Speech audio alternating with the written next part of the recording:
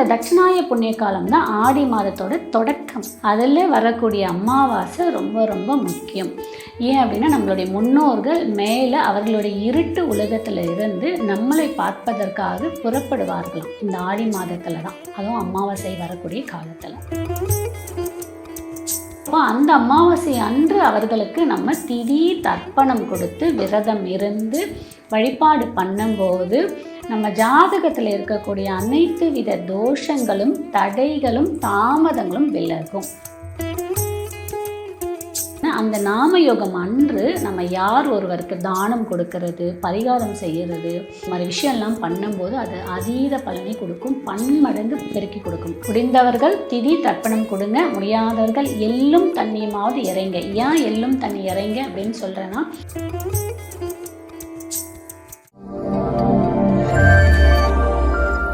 ஃபுல்லான் பக்தி நேயர்கள் அனைவருக்குமே வணக்கம். நான் ரவினா. இன்றைய நேர்காணலில் நம்மோடு இருந்திருக்கக்கூடிய சிறப்பு விருந்தினர் பிரபலமான நம்முடைய ஜோதிடர் கஜலட்சுமி மேம் தான் இருக்காங்க. வாங்க நிறைய விஷயங்களை கேட்டு தெரிஞ்சுக்கலாம். வணக்கம். வணக்கம். எப்படி இருக்கீங்க? நல்லா இருக்கேன். Super ma'am. ஆடி மாதம் அப்படின்னாலே அவ்வளவு சிறப்பு அம்சங்கள் நிறைஞ்ச ஒரு மாதம். ஸோ சொல்லப்போனால் நிறைய விமோச்சனங்கள் கிடைக்கக்கூடிய ஒரு மாதம்னு சொல்லுவேன். ஏன்னா இந்த முன்னோர்களுக்கு தர்ப்பணம் கொடுக்குறது, அவங்கள சாந்திப்படுத்துறது, இந்த மாதிரியான நிறைய விஷயங்கள் பண்ணுறோம். அதே மாதத்தில் பார்த்திங்க அப்படின்னா அம்மனையும் நம்ம சாந்திப்படுத்தக்கூடிய ஒரு மாதம்னு சொல்லிட்டு ஆடி மாதத்தில் பல சிறப்புகள் இருக்குது. ஸோ இதில் பார்த்திங்கன்னா ஆடி அமாவாசை தான் இப்போது வரப்போகுது இல்லையா? ஸோ இந்த ஆடி அமாவாசை எப்போ வருது? இந்த ஆடி அமாவாசையுடைய சிறப்புகள் என்ன? சில தமிழ் மாதத்திற்கு சில நட்சத்திரம் சில திதிகள் தான் முக்கியத்துவமாக சொல்லுவோம். ஆனால் ஆடி மாதத்துக்கு அப்படி கிடையாது. டே 1 ஆரம்பித்து டே 30 வரைக்குமே நமக்கு விசேஷமான நாள் தான் 30 நாளுமே. ஏன்னா ஆடி செவ்வாய், ஆடி வெள்ளி, ஆடி சோமவாரம் வரக்கூடிய பிரதோஷம், நமக்கு கிருத்திகை, அமாவாசை, பௌர்ணமி எல்லாம் சொல்லிக்கிட்டே போகலாம். அவ்வளோ விசேஷம். ஏன் அந்த மாதத்துக்கு அவ்வளோ ஒரு விசேஷம் அப்படின்னு பார்த்திங்கன்னா, அது கடக மாதம் அப்படின்னு சொல்லுவாங்க. கடக மாதம்ன்றனாலே சந்திரனோட வீடு. அந்த வீட்டின் போது தாயாருக்கு அவ்வளோ முக்கியத்துவம் கொடுக்கக்கூடியதாக இருக்குது. பெண் தெய்வம், குல தெய்வமோ பெண் தெய்வத்திற்கு முக்கியத்துவம் கொடுக்கக்கூடிய மாதமாக சொல்லப்படுது. அதில் ஏன் இந்த ஆடி அமாவாசைக்கு அவ்வளோ ஒரு முக்கியத்துவம் அப்படின்னு பார்த்தீங்க அப்படின்னா, நம்ம எல்லாருக்கும் தெரியும், மனிதர்களுக்கு ஒரு நாள் பொழுது 24 மணி நேரம். ஆனால் தேவர்களுக்கு ஒரு நாள் பொழுது அப்படின்றது பகல் நேரம் வரக்கூடியது. பகல் நேரம் வரக்கூடியது 6 மாத காலமாகும், இரவு நேரம் வரக்கூடியது 6 மாத காலமும். அதாவது பகல் இரவு அப்படின்னு சொல்லக்கூட ஒரு வருடமாக சொல்லப்படுது. பகல் நேரத்தை உத்தராய புண்ணிய காலமாகவும் இரவு நேரம் வரக்கூடியது தட்சிணாய புண்ணிய காலமாகவும் சொல்லப்படுது தான் நமக்கு தேவர்களுக்கு சொல்லக்கூடியது தான் இந்த மாதத்தோடைய அம்சமாக சொல்லுது. அதில் இந்த தட்சிணாய புண்ணிய காலம் தான் ஆடி மாதத்தோட தொடக்கம். ஓகே. ஸோ அதனால தான் ரொம்ப முக்கியம் அப்படின்னு சொல்கிறோம் நம்ம. அதில் வரக்கூடிய அமாவாசை ரொம்ப ரொம்ப முக்கியம். ஏன் அப்படின்னா நம்மளுடைய முன்னோர்கள் மேலே அவர்களுடைய இருட்டு உலகத்தில் இருந்து நம்மளை பார்ப்பதற்காக புறப்படுவார்களாம் இந்த ஆடி மாதத்தில் தான், அதுவும் அமாவாசை வரக்கூடிய காலத்தில் புறப்பட்டு அவங்க அடையிறாங்க. பார்த்திங்கன்னா, அடைஞ்சு நமக்காக நம்மளுடைய மக்கள், நம்மளுடைய சங்கதிகள் நமக்காக காத்திருக்காங்க. அவர்களுக்கு தேவையான நல்பலன்களை கொடுத்துட்டு போகணும், ஆசி வழங்கிட்டு போகணும்னு சொல்லி வரக்கூடிய மாதம் ஆடி மாதம். அதில் வரக்கூடிய அமாவாசை ரொம்ப ரொம்ப விசேஷம். ஸோ அப்போ அந்த அமாவாசை அன்று அவர்களுக்கு நம்ம திதி தர்ப்பணம் கொடுத்து விரதம் இருந்து வழிபாடு பண்ணும்போது நம்ம ஜாதகத்தில் இருக்கக்கூடிய அனைத்து வித தோஷங்களும் தடைகளும் தாமதங்களும் விலகும். ஆக்சுவலாக நமக்கு இந்த தோஷம் ஒரு பக்கம் கொடுத்தாலும், தசாபுத்தி ஒரு பக்கம் நமக்கு கஷ்டப்படுத்தினாலும், நம்மளுடைய முன்னோர்களோட ஆசி அப்படின்னு இருந்துச்சுன்னு வச்சுக்கோங்களேன், எல்லாமே நமக்கு கிடைச்சிடுமா. அதுக்கு தான் குலதெய்வமும் சரி இஷ்ட தெய்வமும் சரி முதல்ல நமக்கு என்ன சொல்லுவாங்கன்னா, மாதா பிதா குரு தெய்வம் சொல்லுவாங்க. குருவோ தெய்வமோ பின்னாடி தான் வருவாங்க, மாதா பிதா தான் முன்னாடி வருவாங்க. அப்போது அங்கே முன்னோர்களுக்கு தான் வழிபாடு பண்ணணும். அதே மாதிரி பாருங்கள், தீபாவளி டைமில் கூட பாருங்கள், தீபாவளிக்கு கும்பிடுற அன்னைக்கு அமாவாசை வரும் கண்டிப்பாக. அப்போ நம்மளுடைய முன்னோர்களுக்கு முதல்ல வழிபாடு பண்ணிட்டு தான் தீபாவளியே கும்பிடணும் நம்ம. சரி, அப்போ தான் அந்த பூரணம் அப்படின்றது, அதாவது முழு பலன்றது கிடைக்கும். இப்போ முன்னோர்களுக்கு இந்த ஆடி அமாவாசை வந்து முடிந்தவர்கள் திதி தர்ப்பணம் கொடுங்க, முடியாதவர்கள் எள்ளும் தண்ணியுமாவது இறைச்சி முடிச்சுட்டு அவர்களுக்கு பிடித்த உணவு ஹால்லையோ இல்லை உங்களுடைய ஏதாவது ரூம் இருக்கோமோ அந்த இடத்துல நம்மளுடைய முன்னோர்களுடைய படத்தை அழகாக க்ளீனாக தொடச்சிட்டு டேபிள் மேலே வச்சுட்டு, அவர்களுக்கு துணி ஏதாவது எடுத்து வச்சுருக்கீங்கன்னா அந்த துணியை வச்சு அவர்களுக்கு பிடித்த உணவை நீங்கள் சமைச்சு நல்லா படையலிட்டு யாரையாவது கூப்பிட்டு முடிஞ்சால் அந்த வயதில் இருக்கிறவங்கள கூப்பிட்டு இலை போடுங்க. ஓகே. மீன்ஸ் சாப்பாடு போடுங்க. அப்படி இல்லை அப்படின்னா நீங்கள் சாப்பாடை பேக் பண்ணி கொண்டு போய் கூட ஏதாவது ஹாஸ்பிட்டல் எங்கேயாவது அந்த வயதில் இருக்கிறவங்களுக்கு பார்த்து கொடுத்துட்டு வாங்க. அப்படி இல்லைனாலும் அநாத ஆசிரமம், முதியோர் இல்லம் எவ்வளோ பேர் இருக்குது, அவங்களுக்கு போய் நீங்கள் உங்களால் முடிந்த உதவிகளை செஞ்சுட்டு வாங்க. கண்டிப்பாக உங்கள் முன்னோர்களோட ஆசி அப்படின்றது இருக்கும். இந்த ஆடி அமாவாசை எப்போ வருது அப்படின்னு பார்த்தீங்கன்னா ஆகஸ்ட் மாதம் 12ஆம் தேதி புதன்கிழமை வருது. ஓகேங்களா. இதில் கூடுதல் விசேஷமாக என்ன சொல்கிறோம் அப்படின்னு பார்த்தீங்கன்னா, அன்னைக்கு வரக்கூடிய நட்சத்திரம் பூச நட்சத்திரம். பூச நட்சத்திரம் யாரோடையது அப்படின்னா சனி பகவானோடையது. இந்த சனி பகவான் தான் நமக்கு கர்மக்காரகர். நம்மளுடைய முன்னோர்கள் அப்படின்னு சொல்கிறதும் இந்த சனி பகவான். அப்போது அன்றைய நட்சத்திரமும் சனி பகவான் நட்சத்திரம் வருது. இன்னொரு கூடுதல் ஸ்பெஷல் என்ன பார்த்திங்கன்னா வியாதிபாதம் நாம யோகம் அது வருது. இந்த நாம யோகம் புதுசாக தான் உங்கள் எல்லாருக்குமே இருக்கும். ஆனால் அது ரொம்ப ரொம்ப சக்தி வாய்ந்த நாம யோகம்.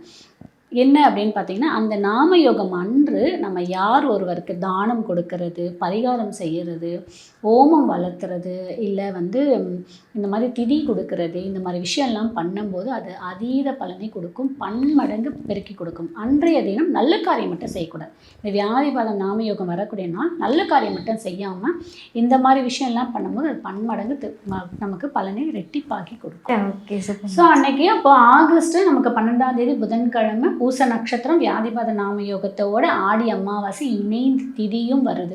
ஸோ இந்த நாளை பயன்படுத்திக்கிட்டு எல்லாரும் முடிந்தவர்கள் திதி தர்ப்பணம் கொடுங்க. முடியாதவர்கள் எள்ளும் தண்ணியுமாவது இறைங்க. ஏன் எள்ளும் தண்ணி இறைங்க அப்படின்னு சொல்கிறேன்னா, நாம் இறைக்கும் எள் நம்மளுடைய முன்னோர்களுடைய பசியை ஆற்றுமா. ஓகே. நீங்கள் வகையாக சமைச்சு போடுங்க, அவங்களுக்கு அது பசி இறங்காதான். அந்த எள்ளும் தண்ணி மட்டும்தான் பசியை ஆற்றுமா. அந்த எள்ளுக்கான அதிபதி யார்? சனி பகவான். அன்றைய தினம் பாருங்கள் சனி பகவானோட நட்சத்திரமே வருது. ஸோ அன்னைக்கு எள்ளும் தண்ணியுமாவது இறைச்சி முடிச்சுட்டு இந்த படையல் போட்டுட்டு கண்டிப்பாக உங்கள் முன்னோரோட ஆசி இருக்கும். இதை நீங்கள் பண்ணுங்கள். பண்ண அடுத்தடுத்த வருடம் உங்களுடைய வாழ்க்கை வளம்ன்றது இருக்கும்.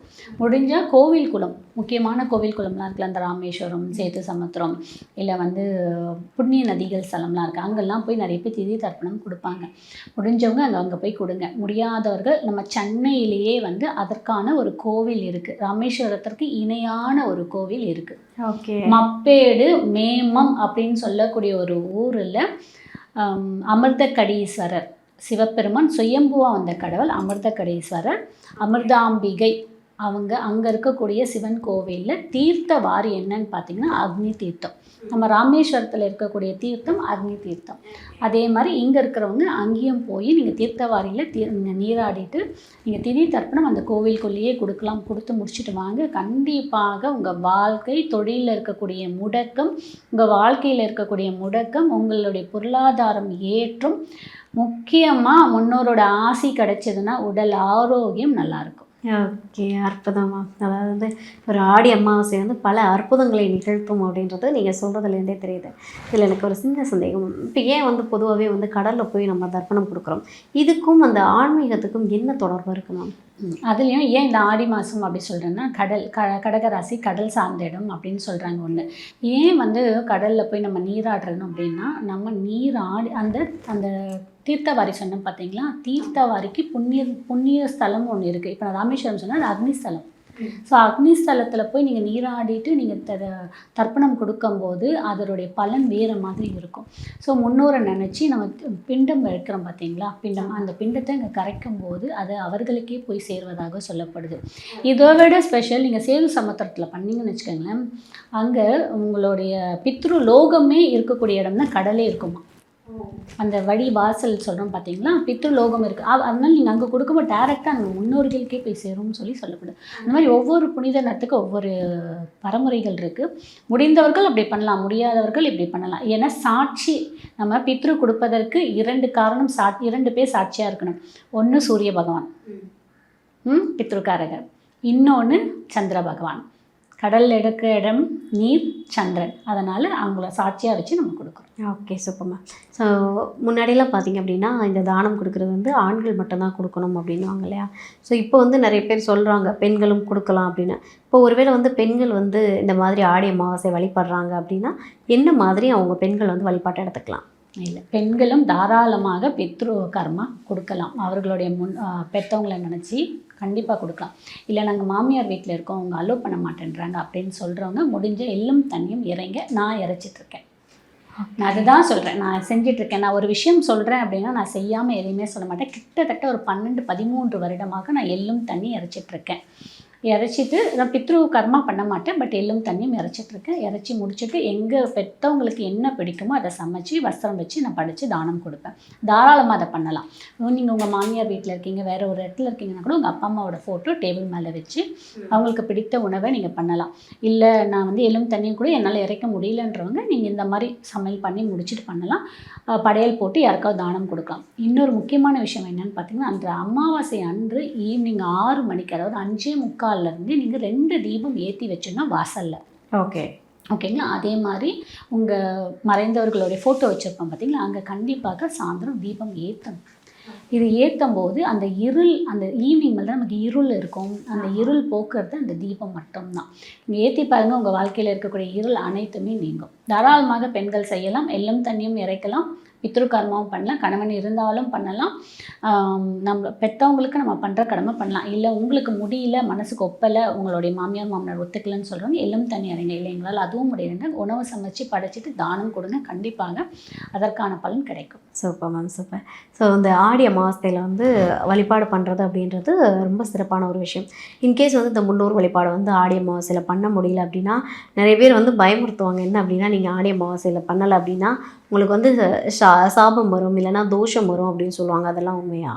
ஆக்சுவலாக அதான் சொன்னேனே, முன்னோர்களுக்கு நமக்கு கொடுக்க வேண்டிய சாந்தி பண்ணலைன்னா கண்டிப்பாக தோஷமாக மாறும். ஒன்றே ஒன்று மட்டும் நம்ம தெரிஞ்சுக்கணும்ப்பா, நம்ம இந்த உலகத்திற்கு வந்ததுக்கு முக்கிய காரணம் யார்? நம்மளுடைய பேரண்ட்ஸ். அந்த பேரண்ட்ஸ்க்கு நம்ம செய்யக்கூடியது, அவங்க உயிரோடு இருக்கும் காலம் வரைக்கும் அவங்க நம்ம செய்ய வேண்டியது அவங்கள நல்லபடியாக பார்த்துக்கிறது. நம்மளை அவங்க நல்லபடியாக பார்த்து நம்மளை ஒரு ஆளாக்கிட்டாங்க. அப்போ அவங்க இருக்கும் காலம் வரைக்கும் நம்ம பார்த்துக்கணும். அது அவங்க இறந்ததுக்கப்புறம் அவங்களுக்கு நம்ம செய்யக்கூடிய ஒரே ஒரு விஷயம் அதுதான், பித்ரு கர்மா தர்ப்பணம் செய்யறது தான். அதை நீங்கள் கரெக்டாக செய்ய உங்களுடைய தோஷம் விலகும். நல்லா பாருங்கள், யார் ஒருவர் வீட்டில் இந்த பித்ரு கர்மா சரியாக பண்ணலை, தர்ப்பணம் சரியாக கொடுக்கலன்றவங்க வீட்டில் கண்டிப்பாக அமாவாசையில் ஒரு குழந்தை பிறந்திருக்கும். ஓகேங்களா? கண்டிப்பாக பிறந்திருக்கும். அதே மாதிரி பித்ரு கர்மா சரியாக கொடுக்கலன்றவங்களுக்கு கண்டிப்பாக பிரம்மகத்தி தோஷம் இருக்கும். அவங்களுடைய ஜாதகத்தில் ஏதாவது ஒரு தலைமுறையில் கண்டிப்பாக அடி வாங்கும். ஒரு 2 தலைமுறை நல்லா வளர்ந்துருக்கு அப்படின்னு வச்சுக்கோங்க, 3ஆவது தலைமுறை அப்படியே படுத்துரும். நீங்கள் என்ன தான் போராடினாலும், என்ன தான் ஜாதகம் நல்லா இருந்தால் கூட அவங்களால எந்திரிக்கவே முடியாமல் ஒரு சூழல் இருக்கும். அதே மாதிரி யார் ஒருவருக்கு சந்திரன் 3ல் அமர்ந்து இருக்குது, லக்னத்துக்கு 3ல் அமர்ந்திருந்தாலும் அவர்களுடைய பிள்ளைகளுக்கு கண்டிப்பாக பித்ரு தோஷம் இருக்கும். நிறைய இருக்குப்பா. இந்த ஜோதிடம்ன்றது, ஜாதகம்ன்றது நிறைய இருக்குது. இதுக்கு இந்த காரணம், அதுக்கு அந்த காரணம். கண்டிப்பாக நம்ம என்ன பண்ண போகிறோம், அவங்கள நினச்சி ஒரு எள்ளும் தண்ணியும் இறைக்க போகிறோம், ஒரு பிண்டம் சாப்பாடு வைக்க போகிறோம், முடிந்தால் தானம் கொடுக்க போகிறோம். முடியலையா நம்ம சாப்பிட்ற சாப்பாடை யாருக்கா கொடுத்துட்டு போகிறோம். இதை கூட பண்ண முடியலன்னா அப்புறம் எப்படி? நம்ம இந்த உலகத்துக்கு வந்ததுக்கு மெயின் காரணமே பெற்றவங்க தான். அவங்க நினச்சி இதை செய்யுங்க, அவ்வளோதான். கண்டிப்பாக மேம், கண்டிப்பாக. நான் இது வரைக்குமே வந்து நம்மளுடைய முன்னோர்களை வந்து வழிபடாமல் இருக்காங்க அப்படின்னா மேபி இந்த வீடியோ பார்த்ததுக்கப்புறமா அவங்களுக்கு என்ன பண்ணணும் அப்படின்னு ஒரு ஐடியா கிடச்சிருக்கும். ஸோ எல்லாருக்குமே முன்னோருடைய ஆசை தான் வந்து எப்போவுமே கட்டாயமாக தேவையான ஒரு விஷயம். முன்னோருடைய ஆசை கிடைச்சாலே வந்து நிறைய தோஷங்கள் நீங்கும், நிறைய நல்ல விஷயங்கள் நடக்கும் அப்படின்னு சொல்லிட்டு. இன்னொரு ஆசை கிடைக்கலன்னா குலதெய்வமே வழிவிடாதான், நம்மளோட இஷ்ட தெய்வமே வழிவிடாதான். நிறைய பேர் சொல்றாங்க, நான் முருகர் இருக்க பிடிச்சிட்டு இருக்கேன், வராகியம்மனை இருக்க பிடிச்சிட்டு இருக்கேன், எங்களுக்கு கஷ்டம் தான் கிடைக்குது, எங்களுக்கு நல்லது நடக்க மாட்டேதுன்னு சொல்றாங்க. குலதெய்வத்தை விட்டுட்டு இருப்பாங்க, முன்னோர்களை விட்டுட்டு இருப்பாங்க. கொஞ்சம் நினைச்சுக்கங்க, நினைச்சிட்டு நீங்க நம்மளோட இஷ்ட தெய்வம், நம்மளுடைய குலதெய்வத்தையும் நினைச்சிட்டு போங்க. கண்டிப்பாக உங்க வாழ்க்கையில நிறைய சாதனை பண்ண முடியும், வெற்றி அடைய முடியும். கண்டிப்பாக இஷ்ட தெய்வம் எவ்வளோ முக்கியமோ அதை விட முக்கியம் வந்து முன்னோர் வழிபாடும் குலதெய்வ வழிபாடுன்னு சொல்லிட்டு ரொம்ப அழகாக நம்ம நேயர்களுக்காக நிறைய விஷயம் பகிர்ந்துக்கிட்டீங்க. Thank you ma'am, thank you.